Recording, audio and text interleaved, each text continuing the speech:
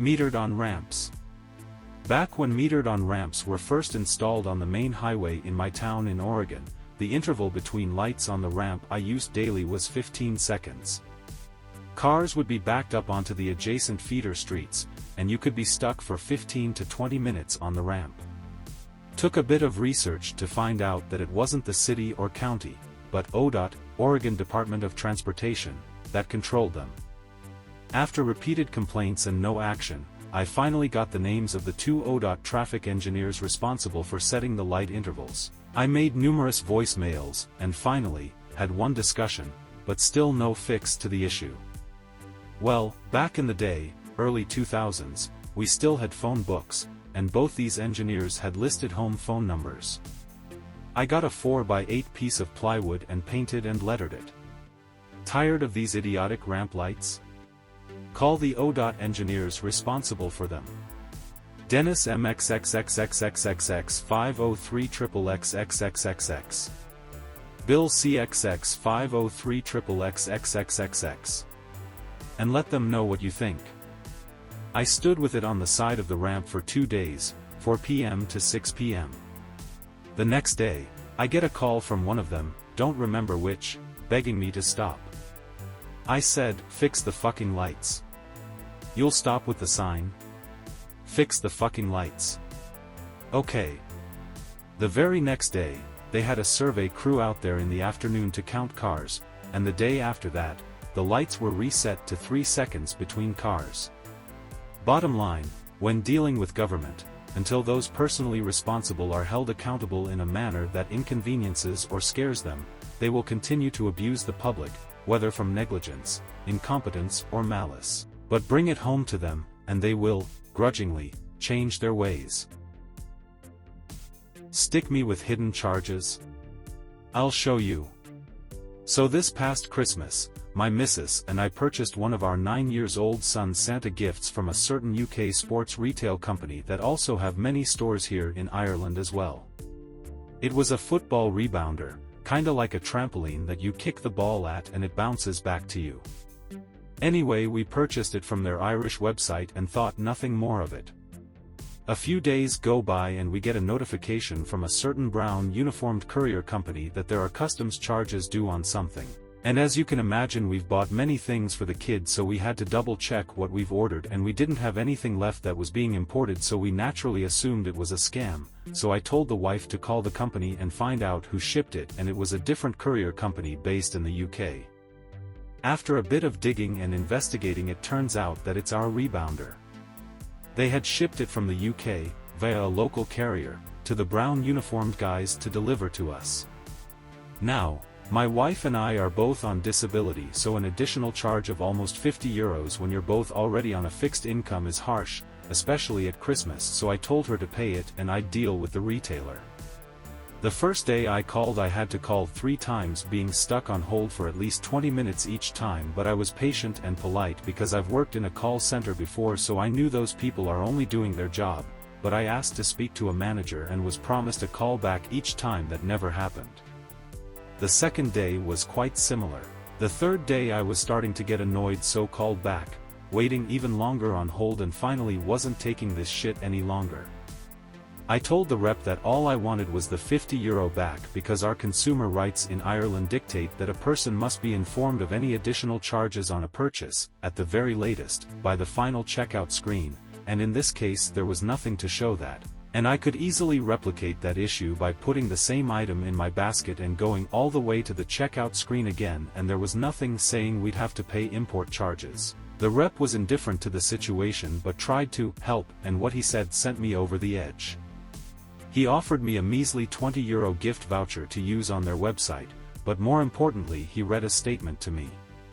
He said, "We advise our customers that there may be DDU charges, delivery duty unpaid, i.e. customs charges, on any item that gets shipped outside of the UK." Then I asked him where it states this information, and he paused, then said he didn't actually know. I said, "Well, I know one thing. It doesn't say it anywhere on this transaction because I've checked, and because this is a violation of my consumer rights, I'm going to give your company one last chance to make this right." Have your manager call me within the next 60 minutes or I'm going to post this entire debacle on LinkedIn and link every senior officer in your company. Then I hung up the phone and waited. Yet again, no call. The next day I went on LinkedIn and followed through on my promise. I created a post detailing what they had done by sticking us with hidden charges and that they were ignoring our requests for a manager, and everything they said and did. Then I tagged every senior officer at that company from the regional managers, through the European directors, all the way to the CEO, and I shamed them for how they operate their company. This, ladies and gentlemen, was now an act of war. Shortly after I posted that I noticed that they took down the item from their website in an attempt to hide this, but they must have thought in a simpleton that doesn't understand how the internet works. They didn't realize that when you searched for "rebounder" on their site, that it shows the item in question, so I took a screenshot of that, then another of the item page that was now missing, but then I did a Google cached search for the same page and found a version from 2 days prior happily showing the item.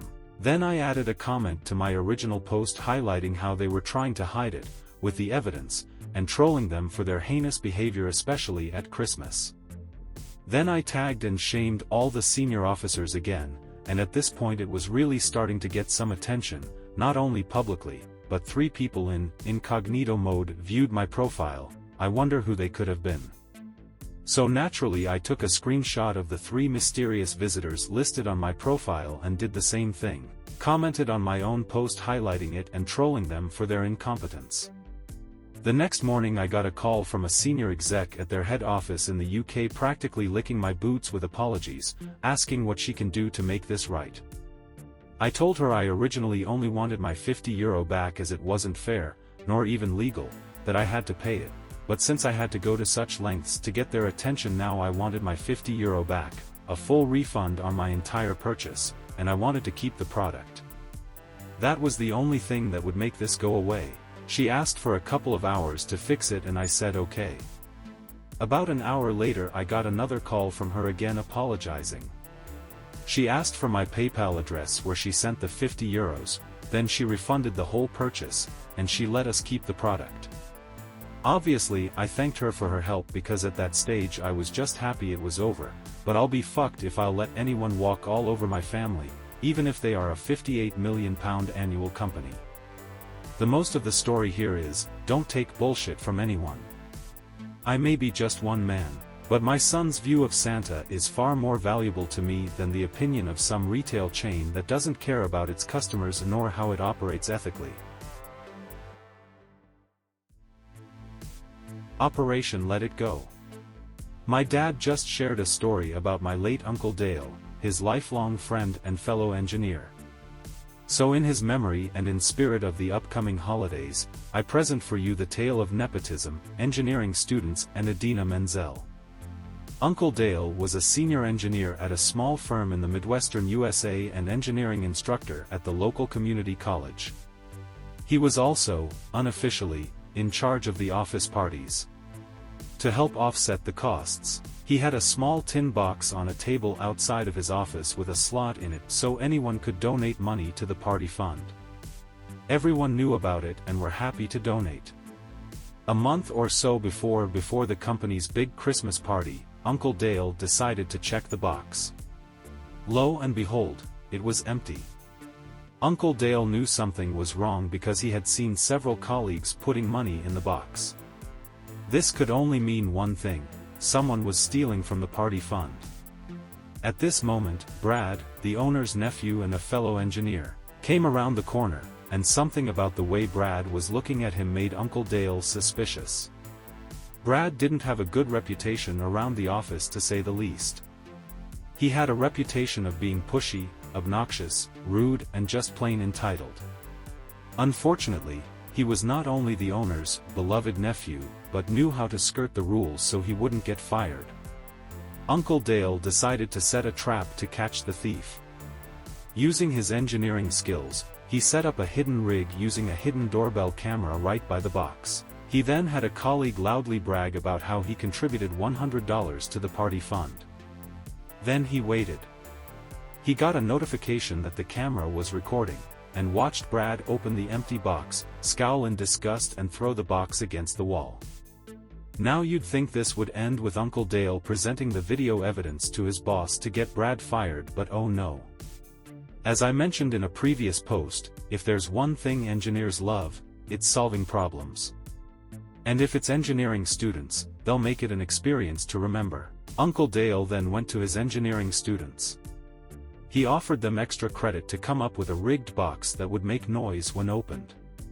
The more obnoxious the sound, the higher the bonus. 1 week later, they delivered their project and demonstrated how it worked. Pleased with the results, Uncle Dale awarded them the extra credit as promised. The next day, he set up the rigged box and proclaimed, "Well, isn't this nice?" Someone donated $50 to the party fund. Then he went to his office and waited. The engineering students had rigged the box with one of those inserts from cards that play music when you open them. By popular vote, they had picked "Let It Go" from the Disney movie Frozen, right around the time the song was beginning to become unpopular. They also managed to ensure that once opened, the box couldn't close unless you pressed the hidden side button releasing the hinge, so the song would continue to play. For extra funsies, they made sure to angle the insert for maximum volume and secured it down with industrial-strength glue. Sure enough, everyone in the office heard Idina Menzel belting the hated song and Brad's frustrated grunts while trying to close the box. One of those attracted by the sound was Brad's uncle.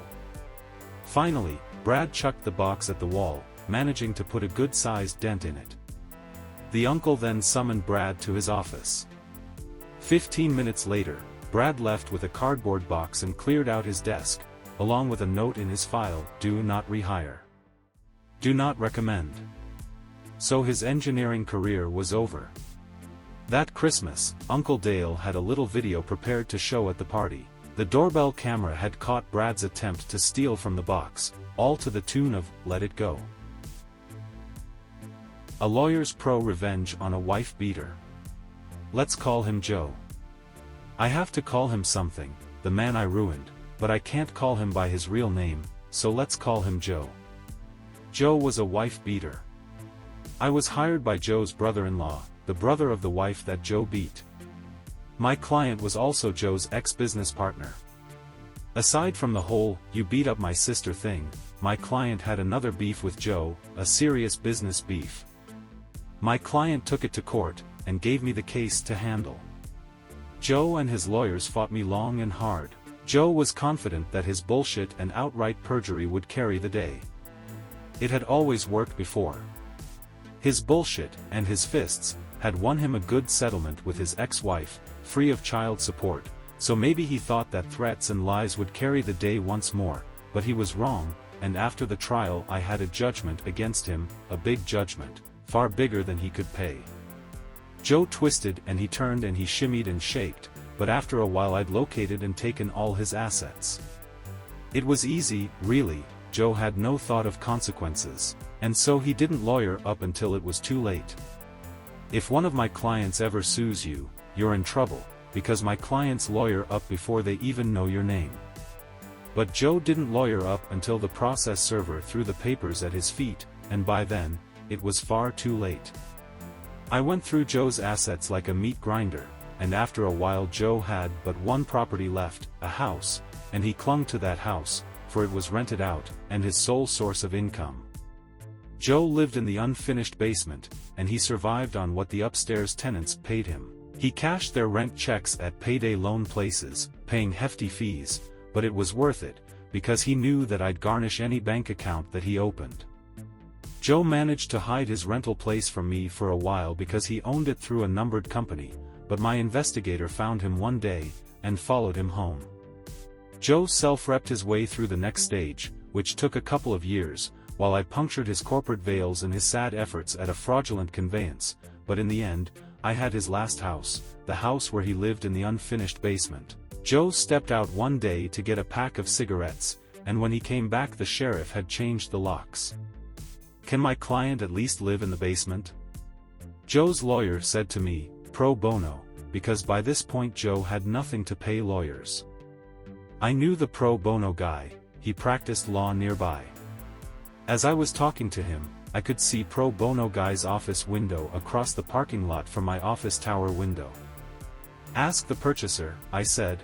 "It's out of my hands," and it was. I told Joe's lawyer that the new owner, a nominee, one of my client's employees, wouldn't let him back into his shitty basement apartment. Joe, a man who had owned this and that here and there and all over town, had just lost the last thing he owned on earth. Except for his truck. He still had his truck left. Joe's truck was this big-ass gas-guzzling beast that he drove around in. It was too old and too frail to be worth seizing, so I let Joe keep it, and I was glad I did that, because now the truck was where Joe slept. Until he made a mistake, and lost his truck, too. He lost his truck the day I got a phone call from the tenants at the house that Joe used to own. He came back, and parked his truck across the driveway, the tenant said, adding that Joe had gone nuts. He'd parked his truck there in a rage, out of spite, and then walked into town, saying he'd be back later that day to sleep in his truck. "Can you get around the truck?" I asked. The tenant could not. The driveway was blocked. I called one of the tow truck guys that I used to defend back in my criminal lawyer days, and in a couple of hours that truck was gone, and parked somewhere else, somewhere special, in accordance with my specific instructions. "My guy wants his truck back," the pro bono lawyer said the next day when he called me. "Not happening," I said. I stood in my office 15 floors above the parking lot, and looked down where I imagined my pro bono counterpart was standing in his office, facing the same lot. "But you have no right to the truck," he said. "He has no right to block a man's driveway," I replied. It was terrible, really, standing up high, pronouncing words that took away a man's final asset, the last thing he owned on earth. I imagine that this must be what God feels like, before he strips a man of everything and sends him to hell. "Are you really gonna make me go to court over this?" said Pro Bono Guy. "Do what you gotta do," I said, and Pro Bono Guy said his client was coming in the next day to sign an affidavit, and then they were going to court to get the truck back. But I was unconcerned. The next day was bright and the sun was shining, and it was 9 a.m. as I looked out the window, and sipped my coffee. My phone rang. I picked up. It was Pro Bono Man. "Why didn't you tell me that Joe's truck was parked right outside my office?" His voice was tight, and I could tell that he must have been shaking with anger. "Is that so?" I said, staring out at Joe's truck parked 15 stories below me. "How careless of my bailiff to leave the truck where your client could easily take it back. I really must speak to him. Very funny. My client's going to sue." "No, he isn't. He's going to get in that truck and drive away, right now. I told my tow guy to fill up the tank, and he gave it an oil change too, gratis. Tell your client to get in his truck and drive off, and that if I ever see that truck again, I'll seize it, to satisfy the rest of my client's judgment." Pro Bono Guy tried to argue, but I was firm. Then I put the phone down, and picked up my coffee. A few minutes later Joe walked out of his lawyer's office and over to his truck. As he walked I saw that there was no longer a bounce to his step. The joy had gone out of him. Joe wasn't the first guy I ruined, and he won't be the last, but he is the only one whose final ruin I witnessed from on high, from my office. And it was one of the most powerful experiences of my life, watching a man walk to his truck, knowing that I had stripped him of everything else he had, and that he owed his possession of his last asset, his truck, to my mercy. Joe drove away, his big-ass ancient truck spilling clouds of smoke from the exhaust. I was pretty sure I'd never hear from him again, and I never did.